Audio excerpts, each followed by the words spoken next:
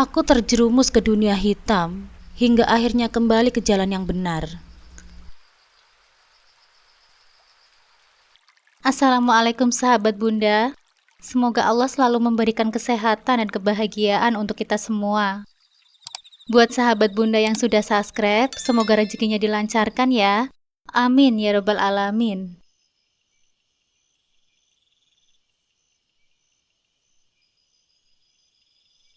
Sebut saja namaku Rani. Aku tidak pernah membayangkan bahwa hidupku akan berubah menjadi sebuah cerita kelam yang begitu sulit untuk dibagikan. Setiap kali aku mengingat masa-masa itu, hatiku terasa hancur. Tetapi aku ingin berbagi kisah ini agar tidak ada wanita yang mengalami nasib tragis sepertiku. Sebuah pelajaran yang bisa diambil, bahwa terkadang keputusan yang nampak sederhana bisa membuka pintu bagi takdir yang tak terduga. Awal tahun 2015 adalah titik balik dalam hidupku. Setelah lulus SMA, aku memutuskan untuk meninggalkan desaku dan merantau ke Jakarta, sebuah kota yang katanya penuh dengan harapan dan peluang. Di desa kecil tempatku tinggal, peluang pekerjaan hampir tak ada. Hanya ada beberapa pekerjaan di pabrik atau sawah, dan itu pun dengan bayaran yang sangat minim. Gaji yang diterima oleh pekerja di sana hanya sesuai dengan UMR, bahkan kadang-kadang lebih rendah. Tidak cukup untuk hidup layak, apalagi memenuhi kebutuhan keluarga. Namun seiring berjalannya waktu, hidup tidak berjalan seperti apa yang kita harapkan. Apa yang menantikanku di Jakarta ternyata jauh dari bayangan indah yang selama ini aku simpan. Aku tidak tahu bahwa kota ini menyimpan sisi gelap yang akan menjeratku, membawa hidupku ke dalam liku-liku yang tak pernah aku duga. Dan di sanalah kisah kelamku dimulai. Kisah ini bukan hanya tentang perjuangan, tetapi juga tentang kehilangan, penyesalan, dan pelajaran berharga yang harus aku hadapi. Terkadang, langkah-langkah yang kita ambil dengan harapan besar bisa membawa kita ke jalan yang penuh duri. Dan pada saat itulah, kita harus belajar untuk bangkit, meskipun rasa sakitnya begitu mendalam. Aku adalah anak kedua dari 3 bersaudara. Kakakku yang pertama, Mas Yanto, sudah menikah dan tinggal di Kalimantan bersama istrinya. Ia jarang pulang ke desa sejak pernikahannya. Terkadang, aku merindukan kehadirannya. Tetapi aku tahu dia punya tanggung jawab besar untuk keluarganya sendiri. Mas Yanto selalu menjadi sosok yang tegas dan bijaksana di mata kami. Ia adalah teladan bagi kami, adik-adiknya. Di saat ayah mulai menua dan tidak sekuat dulu, Mas Yanto mengambil alih peran sebagai tulang punggung keluarga. Namun meski jauh, kami tahu bahwa Mas Yanto masih peduli. Setiap bulan, ia selalu menyisihkan sebagian penghasilannya sebagai supir truk antar provinsi di Kalimantan untuk dikirimkan ke ayah dan ibu. Uang itu membantu kebutuhan sehari-hari keluarga kami. Walaupun begitu, beban untuk merawat ayah dan ibu di rumah tetaplah tanggung jawabku sebagai anak perempuan yang tinggal di desa. Tapi setelah keputusanku merantau ke Jakarta, tugas itu pun berpindah ke adikku yang bungsu, Arum. Arum masih duduk di bangku kelas 3 SMP saat aku memutuskan pergi. Usianya baru menginjak 15 tahun, namun ia sudah harus memikul beban yang cukup berat. Aku merasa bersalah meninggalkannya dengan tanggung jawab ini. Bagaimana tidak, tugas menjaga orang tua bukanlah hal yang mudah, apalagi dengan kondisi ayah yang semakin menua dan ibu yang sering sakit-sakitan. Ayahku, meskipun masih bekerja di sawah, sudah tidak sekuat dulu. Lututnya sering terasa nyeri, dan jalan pun terkadang terasa sulit baginya. Sementara ibuku, sejak beberapa tahun terakhir, sering mengeluh lelah dan lemah tanpa alasan yang jelas. Usia mereka berdua semakin lanjut, dan kesehatannya semakin menurun. Aku bisa membayangkan bagaimana Arum harus bangun lebih awal untuk membantu ibu menyiapkan sarapan dan memastikan ayah bisa berangkat ke sawah tanpa kekurangan apapun. Setelah itu, Arum harus pergi ke sekolah, berjuang menyelesaikan pendidikannya dengan segala keterbatasan yang ada. Meski demikian, aku tahu bahwa Arum adalah anak yang kuat. Dia tidak pernah mengeluh kepada siapapun. Keluarga kami memang sederhana, tapi penuh dengan cinta. Meskipun kehidupan kami jauh dari kemewahan, kehangatan selalu ada di rumah kecil kami di desa. Ayah dan ibu selalu berusaha memberikan yang terbaik untuk kami. meski dengan segala keterbatasan yang mereka miliki. Aku tahu betul bahwa setiap tetes keringat ayah di sawah adalah untuk memastikan bahwa aku, Mas Yanto dan Arum bisa mendapatkan pendidikan yang layak, sesuatu yang mungkin tidak bisa diraihnya ketika ayah masih muda. Keberangkatanku ke Jakarta adalah keputusan yang sulit, bukan hanya karena aku akan meninggalkan keluargaku, tetapi juga karena aku tahu bahwa aku akan membawa beban tanggung jawab dan harapan mereka bersama. Mereka berharap besar kepadaku, berharap aku bisa sukses dan membantu memperbaiki kehidupan kami. Di satu sisi, hal itu memberiku semangat, tetapi di sisi lain, aku merasa terbebani. Bagaimana jika aku gagal? Bagaimana jika aku tidak bisa memenuhi harapan mereka? Namun meski ada keraguan, aku harus mencoba. Harapan besar itu ada di pundakku, dan meskipun berat, aku siap untuk memperjuangkannya. Dengan hati yang penuh tekad dan doa-doa dari keluargaku, aku meninggalkan desa kecilku menuju Jakarta. Sesampainya di Jakarta, aku merasakan suasana yang jauh berbeda dengan di desa yang tenang dan sederhana. Di sini suara bising sangat terasa, di mana jalanan yang penuh sesak dengan kendaraan. Deru klakson tiada henti, serta gedung-gedung tinggi yang menjulang. Semuanya membuatku merasa kecil dan asing.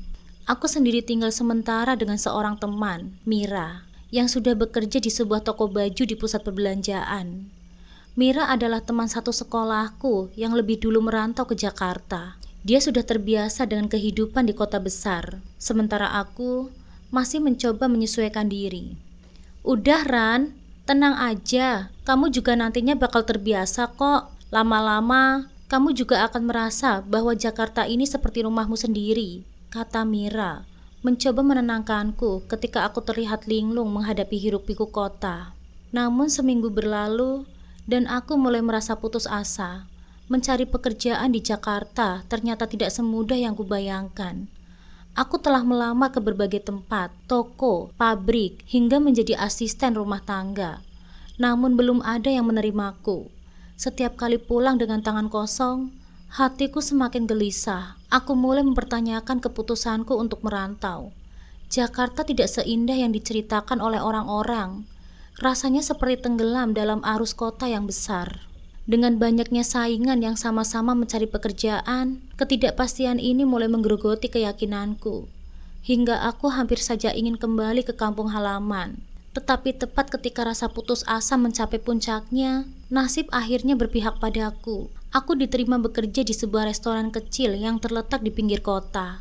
Restoran itu tidak terlalu mewah, namun cukup ramai dikunjungi orang-orang. Meskipun gajinya tidak besar, aku merasa beruntung karena restoran tersebut menyediakan fasilitas makan dan tempat tinggal di sebuah mes yang diperuntukkan bagi para pegawainya. Itu sudah lebih dari cukup bagiku. Setidaknya, aku tidak perlu memikirkan biaya makan dan tempat tinggal yang seringkali menjadi beban bagi para perantau di kota. Hari-hari pertama bekerja di restoran terasa melelahkan. Aku mulai terbiasa dengan ritme kerja yang cepat, terutama saat jam makan siang dan malam. Ketika pelanggan membludak, aku harus terbiasa dengan suasana riuh, melayani berbagai macam pelanggan dengan beragam kepribadian. Namun seiring berjalannya waktu, aku mulai merasa nyaman. Perlahan, aku mulai beradaptasi dengan kehidupan baru ini. Gaji yang kuterima, meski tidak besar, cukup untuk aku kirimkan sebagian ke keluargaku di desa. Aku tahu, mereka sangat mengandalkan bantuanku, terutama karena ayah dan ibu yang sudah semakin tua. Setiap kali aku menelpon rumah, mendengar suara adikku Arum yang menceritakan keadaan di desa, membuatku semakin bersemangat untuk bekerja lebih giat.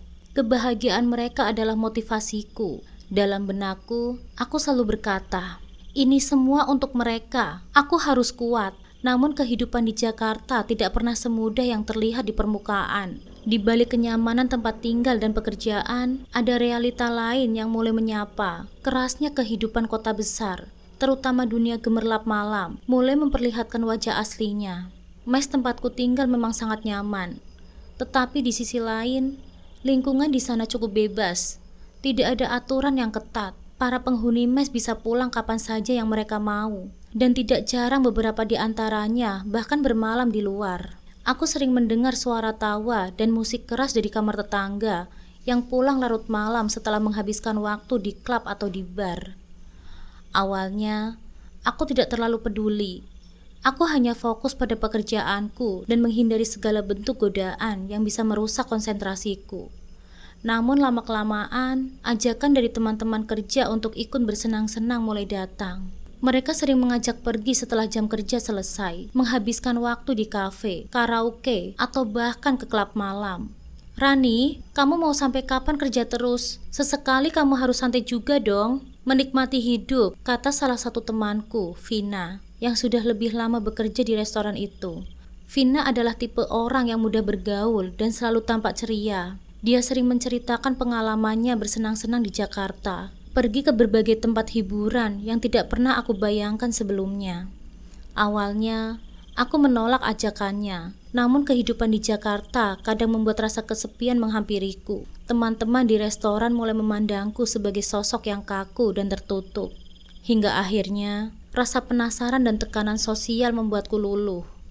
Suatu malam, aku mulai menerima ajakan Vina dan teman-teman lainnya untuk pergi ke sebuah klub malam di pusat kota. Hanya untuk sekali ini aja, pikirku. Mencoba membenarkan keputusan yang ku tahu dalam hatiku bukanlah pilihan yang bijak. Sesampainya di klub itu, aku disambut dengan pemandangan yang asing bagiku. Lampu-lampu gemerlap, musik yang menghentak, serta orang-orang yang menari tanpa henti. Dunia ini begitu berbeda dari dunia yang ku kenal. Aku mencoba menikmati suasana, tetapi jauh dalam hatiku ada perasaan tidak nyaman yang terus menghantuiku. Aku melihat beberapa temanku mulai mabuk, tertawa-tawa tanpa kendali, dan sebagian dari mereka menghilang entah kemana. Vina yang awalnya nampak mengajakku bersenang-senang, kini sibuk dengan dunianya sendiri, meninggalkanku di sudut ruangan dengan segelas minuman di tangan. Malam itu adalah pertama kalinya aku merasakan bahwa dunia malam bisa menjadi begitu menggoda, sekaligus menakutkan. Kegelapan dan gemerlapnya seolah menutupi kenyataan pahit di baliknya. Saat itu, aku masih berpikir bahwa aku bisa mengendalikan diriku, bahwa aku tidak akan terjebak dalam dunia ini. Tetapi aku salah. Dunia malam mulai mempengaruhi diriku lebih dari yang aku sadari. Teman-teman di restoran sering membicarakan kesenangan mereka di malam hari, dan tanpa sadar, aku semakin sering ikut dalam kegiatan mereka. Klub malam, karaoke, dan tempat-tempat hiburan lainnya menjadi bagian dari rutinitasku. Aku tahu ini bukanlah jalan yang benar, tetapi sulit untuk menolak ketika semua orang di sekitarku melakukannya. Jakarta, yang awalnya kutuju untuk mencari rezeki dan membahagiakan keluargaku, mulai menunjukkan sisi gelapnya yang perlahan-lahan merusak prinsip-prinsipku. Hidupku semakin hancur saat aku mengenal Erwin. Dia adalah salah satu rekan kerja di restoran. Dari awal pertemuan, dia selalu ramah dan perhatian. Tidak butuh waktu lama bagi kami untuk menjadi dekat. Erwin sering membantuku dalam pekerjaan dan memberikan nasihat ketika aku merasa kewalahan. Setiap kali berbicara dengannya, aku merasa ada seseorang yang memahami kesulitanku dan berada di sisiku. Lambat laun, perhatian dan kebaikan Erwin berkembang menjadi perasaan yang lebih dalam. Hubungan kami terus berkembang, dari sekedar teman menjadi lebih intim. Dalam waktu singkat, kami sering berbagi cerita tentang hidup, suka dan duka. Aku merasa nyaman dengannya, seolah-olah aku bisa melupakan semua beban dan tekanan yang menghimpitku selama ini. Erwin membuatku merasa bahwa aku tidak sendirian di kota besar ini. Namun ada sesuatu yang berubah. Di balik hubungan yang nampaknya penuh dengan kasih sayang, kami mulai terlalu terbawa arus pergaulan yang semakin bebas. Awalnya, hanya sekedar saling menemani pulang larut malam, lalu berkembang menjadi kebersamaan yang tak terbatas. Melewati batas-batas yang seharusnya kami jaga, apa yang dimulai sebagai cinta, perlahan berubah menjadi hubungan yang berbahaya, penuh dengan dosa yang tak termaafkan. Aku yang awalnya gadis desa yang lugu dan polos, kini telah jauh berubah. Aku terlalu terbuai dengan kehidupan kota dan kemesraan dengan Erwin. Dunia malam yang dulu hanya kulihat dari luar, kini mulai masuk ke dalam diriku. Hubungan kami semakin intens. Tanpa sadar kami sudah masuk ke dalam perangkap pergaulan bebas yang tanpa batas. Aku dan Erwin untuk pertama kalinya melakukan hubungan terlarang suami istri di sebuah hotel.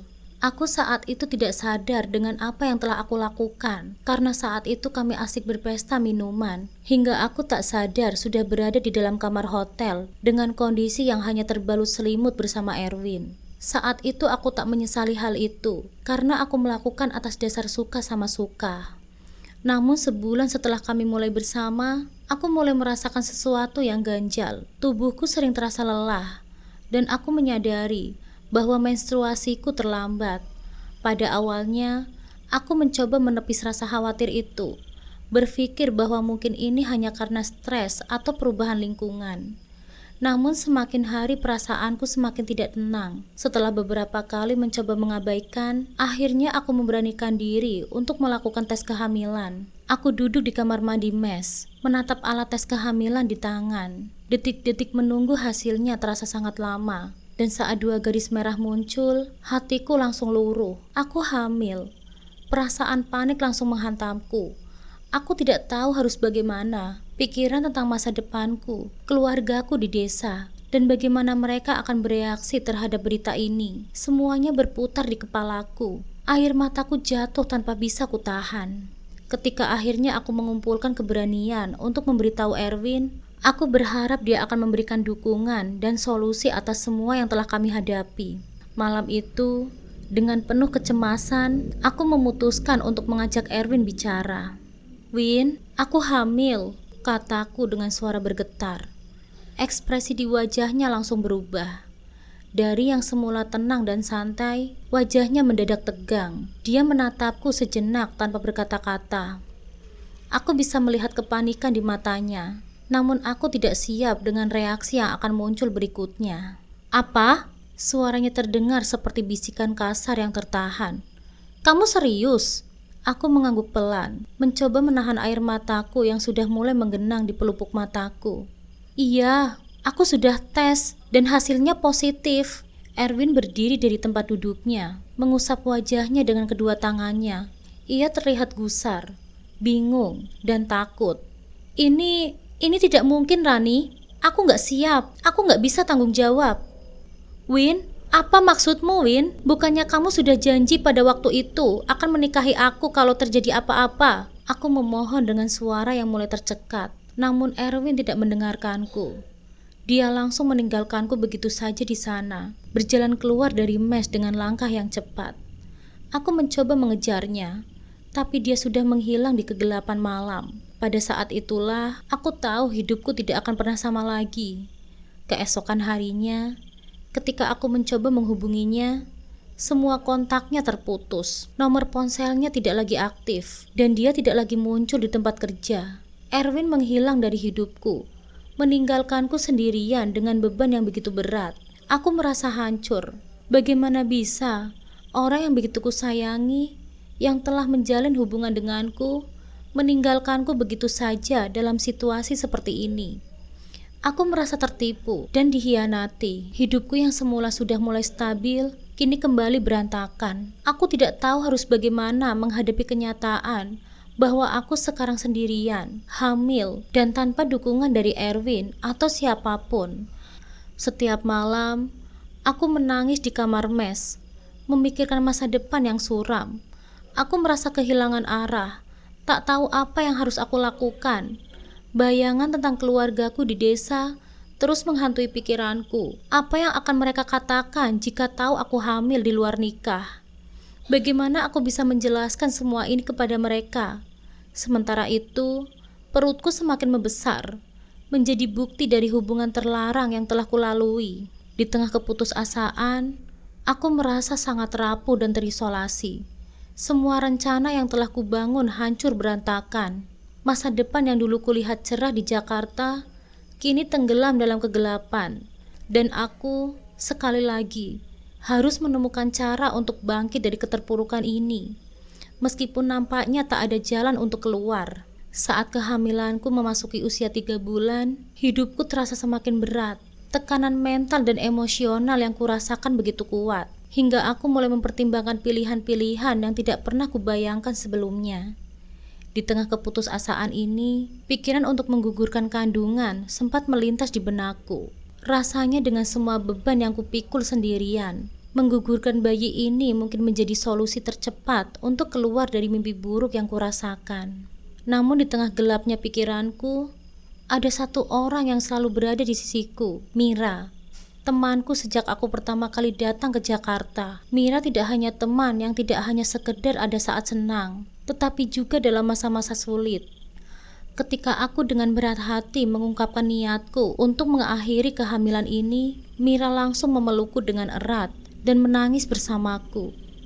"Rani, kamu gak boleh melakukan ini. Aku tahu ini sangat berat, tapi membunuh bayi ini bukanlah jawabannya," katanya sambil menghapus air mataku. "Kamu kuat, kamu bisa melewati ini semua." Kata-kata Mira menjadi semacam pegangan di tengah kegelapan yang menyelimuti hatiku. Dia selalu mendampingiku, memastikan bahwa aku tidak sendirian dalam menghadapi situasi ini. Saat aku mulai sering mengalami kelelahan fisik, terutama setelah perutku semakin membesar, Mira dengan sukarela membantu segala kebutuhanku. Bahkan ketika aku terpaksa berhenti bekerja karena kondisi tubuhku yang semakin lemah, Mira tetap ada untukku. Dia yang menanggung sebagian besar bebanku, termasuk keuangan, dengan tabungan yang ia miliki. Mira adalah penyelamatku. Setiap malam, ketika aku menangis dalam kesendirian, dia selalu ada untuk mendengarkan dan memberikan dukungan. Namun masa-masa sulit itu mencapai puncaknya saat kehamilanku memasuki 8 bulan. Kondisi fisikku yang semakin lemah, ditambah lagi dengan tekanan batin karena harus menghadapi kenyataan sendirian di Jakarta, membuatku merasa bahwa aku tidak bisa lagi terus bertahan di kota ini. Aku tahu pada akhirnya aku harus pulang, menghadapi keluargaku, dan memikul aib yang sudah kubawa. Aku menyampaikan niatku kepada Mira untuk kembali ke kampung. Awalnya, dia mencoba meyakinkanku untuk tetap tinggal di Jakarta. Tetapi setelah melihat betapa tertekannya aku, dia tahu bahwa aku butuh dukungan keluarga. Dengan kebaikan hatinya, Mira berinisiatif mengantarku pulang ke kampung halaman. Perjalanan pulang terasa begitu emosional bagiku. Dalam perjalanan itu, Mira berada di sisiku, memberikan kekuatan yang kubutuhkan. Namun sesampainya di depan rumah orang tuaku, Mira terlihat ragu. "Aku gak bisa ikut masuk, Rani. Ini masalah keluargamu. Aku takut bikin situasi semakin rumit," katanya dengan suara pelan, sembari mengelus bahuku. Aku mengangguk, mengerti bahwa Mira sudah melakukan lebih dari cukup untukku. "Terima kasih ya, Mir. Aku gak akan pernah lupa apa yang kamu lakukan untukku." Setelah Mira pergi, aku berdiri di depan pintu rumah dengan nafas yang terasa berat. Perasaan takut menyelimutiku, membayangkan bagaimana reaksi ayah dan ibuku saat melihat keadaanku yang sudah sangat berubah. Dengan langkah gontai, aku membuka pintu, dan air mata yang sejak tadi kutahan pun akhirnya pecah. Ibu yang pertama kali melihatku berdiri di ambang pintu, wajahnya yang semula penuh dengan senyum, seketika berubah pucat. Dia tidak bisa berkata apa-apa, hanya memandang perutku yang sudah membesar dengan tatapan yang sulit kubaca. Ayahku yang sedang duduk di ruang tamu menyusul keluar. Wajahnya segera memerah ketika menyadari keadaan ini. "Apa ini, Rani?" tanya ayah dengan suara bergetar, campuran antara kemarahan dan kekecewaan. Aku tidak bisa menjawab apa-apa. Lidahku terasa keluh dan hanya air mata yang terus mengalir di pipiku. Setelah beberapa saat, aku akhirnya mengumpulkan keberanian untuk menceritakan semuanya. Tentang pertemuanku dengan Erwin, tentang bagaimana dia meninggalkanku, dan tentang beban yang kutanggung selama ini. Reaksi ayahku jauh di luar dugaanku. Dalam kemarahan yang tak terbendung, dia menampar pipiku dengan keras. Rasa perih di pipi tidak sebanding dengan rasa sakit di hatiku. "Anak macam apa kamu? Kamu tega membawa aib sebesar ini ke keluarga kita?" teriak ayah. Suaranya bergetar karena marah. Ibu yang sejak tadi hanya diam, segera melerai. "Sudah, Pak. Ini anak kita. Apapun yang terjadi, dia tetap darah daging kita." Namun kemarahan ayah tak mudah mereda. Di desaku, Hamil di luar nikah adalah aib besar yang bisa menghancurkan reputasi seluruh keluarga. Sejak saat itu, aku menjadi beban yang tak hanya kutanggung sendirian, tetapi juga menimpa keluargaku. Tatapan-tatapan penuh hinaan dari tetangga, bisikan-bisikan di balik punggungku, semuanya membuatku merasa seperti orang asing di rumahku sendiri. Meskipun berat, ibuku tetap berdiri di sisiku. Dia merawatku selama masa kehamilan, meski dengan hati yang penuh luka. Setiap malam, aku mendengar tangisannya di balik dinding kamar, merasa kecewa dengan apa yang telah terjadi pada anaknya. Namun dia tidak pernah meninggalkanku. Kasih sayang ibu adalah satu-satunya harapan yang tersisa dalam hidupku saat itu. Waktu terus berlalu, dan akhirnya tibalah hari yang kutakutkan sekaligus kunanti. Aku melahirkan seorang bayi laki-laki yang sehat. Saat pertama kali menggendongnya, semua rasa takut, malu dan penyesalan yang menghantuiku seolah menghilang. Di balik semua penderitaan yang kurasakan, ada satu cahaya kecil yang membuatku kembali merasa dicintai dan diharapkan. Aku memberinya nama Danis. Meski perjalanan hidupku begitu berat, aku berjanji pada diriku sendiri bahwa Danis akan tumbuh dengan penuh kasih sayang. Meskipun aku tahu, tantangan besar masih menanti di depan sana. Setelah beberapa tahun berlalu dan kondisi mental dan psikisku mulai membaik, aku merasa sudah saatnya untuk kembali bekerja.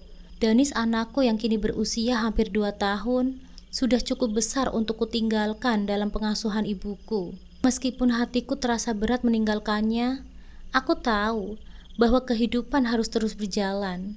Aku butuh pekerjaan, tidak hanya demi kebutuhan Danis, tetapi juga demi keluargaku yang selama ini telah menanggung beban akibat kesalahan yang pernah aku lakukan. Aku berbicara dengan kedua orang tuaku, meminta izin dan pengertian mereka untuk kembali merantau ke Jakarta. Ayahku, meskipun masih menyimpan rasa kecewa, tidak lagi bersikap sekeras dulu. Dia tahu bahwa ini keputusan yang harus aku ambil, dan dia perlahan belajar menerima keadaan yang sudah terjadi. Ibuku seperti biasa, hanya diam dengan tatapan sedihnya, namun dia mendukung apa yang kurasa terbaik untuk masa depanku dan Danis. Jaga dirimu baik-baik di sana ya Rani, Danis akan aman bersama kami, kata ibu saat aku pamit di pintu. Dengan perasaan berat namun tekad yang kuat, aku kembali menginjakkan kakiku di Jakarta. Kali ini, meskipun dengan rasa cemas, aku berjanji pada diriku sendiri bahwa aku tidak akan lagi terseret dalam arus yang sama.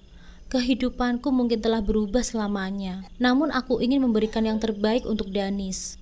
Di Jakarta, melalui kenalan Mira, aku berhasil mendapatkan pekerjaan baru sebagai baby sister untuk keluarga kaya. Tugas baruku cukup melelahkan, tapi aku bersyukur bisa bekerja kembali. Majikanku adalah sepasang suami istri yang sibuk dengan pekerjaan mereka, dan tugasku adalah merawat anak mereka yang masih balita.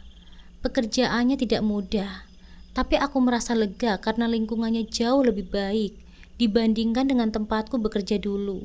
Di tempat itulah aku mengenal Tony, yang kelak akan menjadi suamiku. Tony adalah seorang penjual nasi goreng yang sering lewat di depan rumah majikanku saat sore hari. Setiap hari, aku selalu melihatnya. Awalnya pertemuan kami hanya sebatas basa-basi. Aku sering membeli nasi goreng darinya untuk makan malam, dan Tony selalu menyapaku dengan senyum ramahnya. Entah bagaimana, dari obrolan ringan, hubungan kami perlahan semakin akrab. Tony orang yang sederhana, tapi dari sikapnya, aku bisa merasakan kebaikan hati yang tulus. Dia selalu siap mendengarkan ketika aku bercerita tentang lelahnya pekerjaanku, atau tentang Danis yang kerap memenuhi pikiranku saat aku jauh darinya. Suatu malam, ketika aku dan Tony duduk di bangku trotoar sambil memakan nasi goreng buatannya, aku memutuskan untuk bercerita tentang masa laluku. Aku merasa Tony berhak tahu sebelum hubungan kami menjadi lebih jauh. Dengan hati yang berdebar, aku menceritakan tentang Erwin, kehamilanku yang tak terduga, dan Danis anak yang lahir dari hubungan yang penuh dosa. Setelah mendengarkan ceritaku, Tony tidak langsung merespon. Aku bisa melihat wajahnya berpikir, tapi dia tetap tenang. Dalam hatiku, aku siap menerima jika dia merasa tidak bisa melanjutkan hubungan ini setelah tahu masa laluku yang kelam. Rani, ucap Tony setelah beberapa saat, kita semua punya masa lalu. Kamu sudah melewati banyak hal, tapi yang terpenting sekarang adalah kamu berubah dan berjuang untuk masa depan. Aku tahu kamu wanita yang kuat. Kata-kata Tony membuat dadaku terasa lega. Aku hampir tidak percaya bahwa ada orang yang bisa menerima segala keburukan masa laluku tanpa menghakimiku. Tony tidak pernah mempermasalahkan Danis atau hubunganku di masa lalu. Baginya, apa yang penting adalah bagaimana aku menjalani hidupku sekarang. Tidak lama setelah itu, Tony menyatakan keseriusannya. Dia melamarku dengan cara yang sederhana namun tulus. Hatiku tersentuh. Aku tidak pernah membayangkan akan menemukan seseorang yang bisa menerimaku apa adanya, terutama setelah segala kesalahan yang kulakukan. Kami pun memutuskan untuk menikah. Aku membawa Tony pulang ke desaku untuk menemui keluargaku. Tony berasal dari kota yang sama denganku, meski dari desa yang berbeda. Saat pertama kali memperkenalkan Tony kepada kedua orang tuaku, aku bisa melihat kebahagiaan di mata ibuku. Ayahku, meskipun tidak banyak bicara, menerima Tony dengan baik. Baginya yang terpenting adalah aku bisa memulai hidup baruku dengan orang yang tepat. Pernikahan kami berlangsung dengan sederhana, hanya dihadiri oleh keluarga dan teman-teman terdekat. Tidak ada pesta besar, tapi itu tidak penting. Yang terpenting bagiku adalah aku kini punya seseorang yang bisa kuandalkan. Setelah pernikahanku dengan Tony, kehidupan yang dulu dipenuhi dengan rasa bersalah dan penyesalan perlahan berganti dengan kedamaian yang tak pernah kubayangkan sebelumnya. Tony dengan kesederhanaan dan ketulusannya benar-benar menjadi penopang hidupku. Masa laluku yang suram kini hanyalah bayangan jauh yang tertelan oleh cinta, pengertian dan perhatian yang Tony berikan setiap hari. Dia bukan hanya suamiku, dia adalah sosok yang membuatku percaya bahwa setiap orang berhak mendapatkan kesempatan kedua. Yang paling penting membuatku terharu adalah bagaimana Tony memperlakukan Danis. Meskipun bukan anak kandungnya sendiri, Tony tidak pernah memperlihatkan perbedaan. Dia memperlakukan Danis seolah-olah dia adalah darah dagingnya sendiri. Dan aku bisa melihat Danis begitu dekat dengan Tony. Ada sesuatu yang menenangkan ketika melihat hubungan mereka. Dan itu membuatku semakin yakin bahwa aku telah memilih orang yang tepat untuk menemaniku menjalani hidup ini. Setelah mempertimbangkan berbagai faktor, kami memutuskan untuk menetap di desa. Kehidupan di kota mungkin memberikan kesempatan yang lebih luas, tapi kami merasa lebih damai di desa. Di sini, kami memulai hidup baru dengan fokus pada usaha berjualan nasi goreng yang sudah dirintis oleh Tony. Awalnya, usaha kami hanyalah warung kecil di pinggir jalan. Namun berkat ketekunan dan kerja keras kami, usaha itu berkembang lebih cepat dari yang kami kira.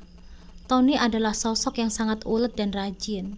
Dia tidak pernah mengeluh meski harus bekerja dari pagi hingga larut malam. Seringkali aku menemaninya di warung, membantu melayani pelanggan, atau sekedar menemani saat dia memasak nasi goreng.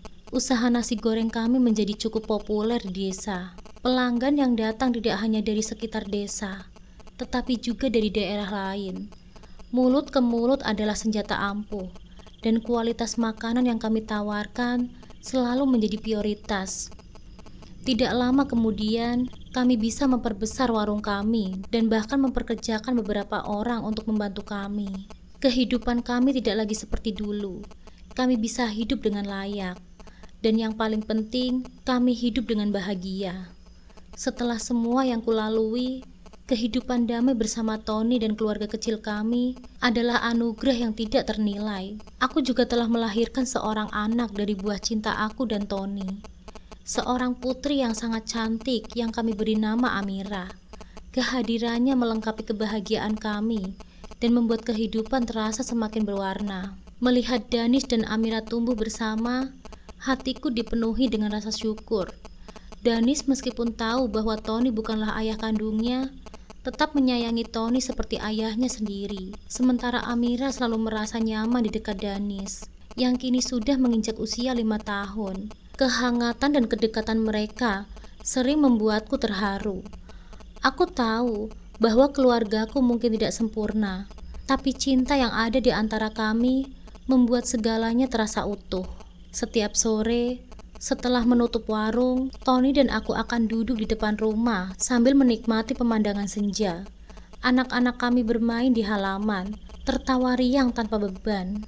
Di saat-saat seperti inilah, aku sering termenung, mengingat betapa jauhnya perjalanan hidupku. Dari gadis desa yang terjebak dalam kesalahan, hingga kini menjadi seorang ibu dan istri yang hidup dengan tenang dan penuh cinta. Bersama Tony, aku belajar bahwa kesalahan masa lalu bukanlah penentu akhir dari kebahagiaan. Kami terus melangkah maju, membangun masa depan yang lebih baik bagi anak-anak kami. Kehidupan baru kami di desa benar-benar terasa damai. Tidak ada lagi hiruk-pikuk kota, tidak ada lagi kesalahan masa lalu yang membayangi. Yang ada hanyalah masa kini yang penuh dengan cinta dan harapan. Aku bersyukur atas kesempatan kedua yang diberikan Tuhan kepadaku, dan aku tidak akan pernah menyia-nyiakannya. Dari kisahku ini, aku belajar bahwa kehidupan tidak selalu berjalan sesuai rencana. Kesalahan di masa lalu memang bisa menjadi beban, tapi dengan tekad dan dukungan dari orang-orang yang mencintai kita, masa depan masih bisa diperbaiki. Aku berharap para wanita di luar sana bisa mengambil pelajaran dari kisahku ini, agar tidak terjerumus dalam kesalahan yang sama. Jangan biarkan godaan sesaat menghancurkan masa depan kita. Tapi jika terlanjur, ingatlah bahwa selalu ada kesempatan untuk memperbaiki hidup selama kita tidak menyerah.